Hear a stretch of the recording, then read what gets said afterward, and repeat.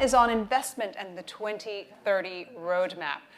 We're just over a year on from Prime Minister Modi and Johnson's announcement of that 2030 roadmap. Realizing its full potential will, of course, require investment and cooperation in areas like manufacturing, renewable energies, electronics, telecoms. And both countries will be required to commit some cold, hard cash, right? So let's find out what it might take to make this roadmap a reality and focus in on the startups as well that are driving some of this. Please welcome CEO of Invest India, Deepak Bagla. How are you today? Thank you, Eddie. Good to be here. Lovely to see you. So first of all, I'd love you to tell me about Invest India. Tell me what you do, what you're in charge of, and how when you look at this roadmap, what are you looking at to implement? Okay, very quickly. 4 verticals. The first is investment promotion and facilitation. So for example, for the UK, we have a dedicated team and they work right through the investment cycle. We have a dedicated relationship manager for each investment coming in. And that means they help them with their business strategy, getting them all approvals, getting them a location, and hand-holding them right through their journey in India. The second is Invest India is the execution arm for Startup India. Mm-hmm. The third, it's the execution arm for the Prime Minister's innovation program, which is the accelerated growth of New India innovation. And the fourth is a large part of the digitization effort of the investor journey. Within the government and outside the government is being executed by this team. So essentially, that is what we do. But coming very specifically to the UK, Eddie, which you mentioned, as I speak, the team has managed about over 500 business requests from the UK, but more interestingly, it's come across 37 sectors. You know, if I drew this pie chart just 5 years ago, the number of those sectors would not have exceeded 18. The breadth of this relationship is expanding and expanding at a very fast rate. And if you want, can I just add on a little to that, since you were talking about FDI. So, you know, we close our financial year on 31st March. This year, we closed with $83.5 billion, the highest ever FDI India has got in its history. In fact, what's interesting is that for the past 7 years, each year, we set a new record subsequently. But more interesting than that, it came from 101 countries. Who's investing the most? Well, there are many and they keep changing very fast, but you still have some of the old partners which are coming in big and some of the new ones which are coming in very fast. And the interesting thing is today you have, it's unprecedented by the way, in the midst of the lockdown, you have 101 countries which have trust in India, its leadership, its potential, its opportunity, and its future.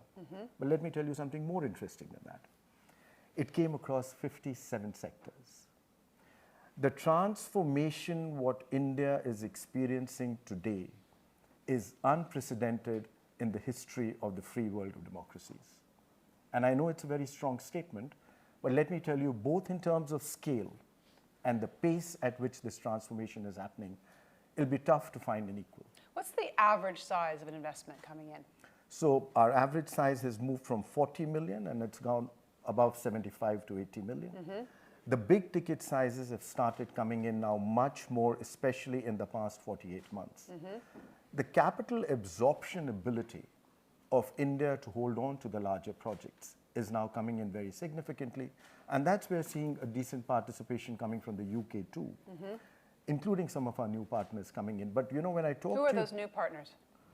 I would have a Zimbabwe, I have a Djibouti, and I have Rwanda. And I have all those countries which are now adding up to that basket of 101. Do you think the UK could do more?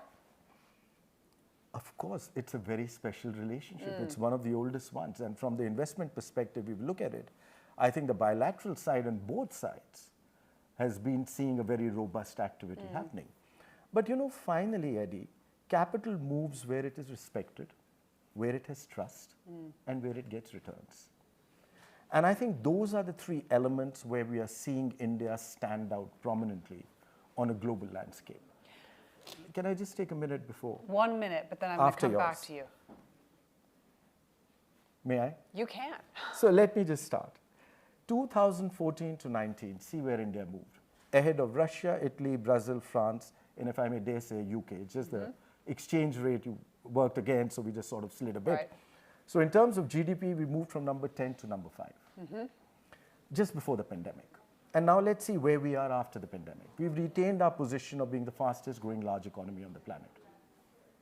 And I was telling you both in terms of scale and pace, and if you give me another minute, I'll just explain why I'm saying that. All right. Very You're important, stealing my Eddie. time, though. I've got a Eddie, really please. good question for you, I promise. But the scale and the pace is critical. Let me tell you about the scale. I'll have a consumer market of 1.6 billion consumers by 15th August 2047. That's about just 9,000 days when I turn 100. A billion point 3 of those will be under the age of 35. I'll be the youngest on the planet with the average age of 29. That's the scale at which it is happening. Now let me tell you the pace at which India is changing. Every minute, 30 people are moving from a village to a city in India. Yeah. And you know about 11% of the world's population lives in my villages. Yeah. That means by 2047, I would have created another EU. Think about the scale at which it is happening. By the way, let me put it in perspective. 2018, just before the pandemic, do you want to take a guess how many people traveled on my railways with an official ticket? Official ticket. Tell me. 8 billion. We moved the entire planet on my railways. Now let me tell you about the pace of change. You'll agree with me, data is the new oil. 2015, the Honorable Prime Minister launched Digital India. That time, my global position was 123 in per capita data consumption. Guess what it was last year? Number 1 in the world. Right. We consumed more per capita mobile data than the US and China put together. In fact, last year, 48 billion real-time transactions originated out of India. But there is a problem with that, because what we didn't talk about this time with Vodafone, but what I have spoken about with the Vodafone CEO is those incredibly low prices of data are actually really hard for some of these companies to compete on. And while it is great, and every time I go to India, somebody offers me their a hotspot because data is so cheap, but it does have other sort of business implications, right? I mean, there are issues when you have data being so cheap for companies to be able to maintain good practice. Eddie, look at the bottom lines of a large number of companies already there. The scale is what India offers. And that is the scale which slips into the bottom lines and where you're seeing very attractive bottom lines. I mean, a large part of that gets reflected in our stock market. But coming back to that digital point which I mentioned to you, 48 billion real-time digital transactions originated out of India last year.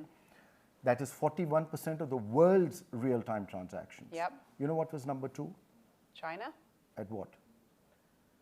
16 billion. Okay. You see the difference. I do see the difference. Tell me your views on what we heard there from the other concern coming from Vodafone, which is around what happens with that data. Where should it live? Who should be able to use it? Who should be able to look at it?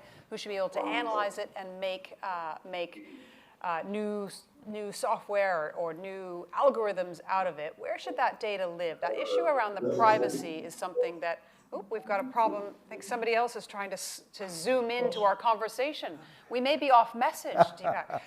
But tell me, because I know you work on the digitization as well, tell me what you think should be done around where data is managed, where it's allowed to move.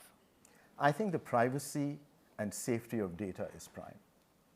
And most importantly, the origination of that data, which is you and me, Eddie, individuals. Yeah, absolutely. And the protection of that data is very critical. So from that perspective, whatever is the evolution of the new sets of policies and rules and regulations which a country will have to take force. And here I do see India playing a very big role on the global scale, just for the very fact that we are number 1 on the data itself. So as a result, this is something which is center of plate for us. And I think the government's looking at policies to see how we can maintain those objectives. And more so in a democracy where the primacy and the focus on the individual is prime. I agree with that. We are running very quickly out of time. I'd love you to just, in one word, tell me how you believe we can see the UK-India relationship reimagined at 75. What should that word be? What would it look like? That's an interesting one. Is that just one word? Well, give me a short phrase or a sentence. I think it's going to be a completely different set, which is going to be based on innovation, which is a new generation which will be taking forward this relationship. It will have a linkage to the past, but it will be a completely new future. Excellent. Deepak Bagla, thank you so much for joining us. Stay with us. To everyone watching here at the Taj in London and to our online audience, we'll be back. Mark Barton will be back very shortly with the Secretary of State for International Trade, Right Honourable Anne-Marie Trevelyan. So stay with us.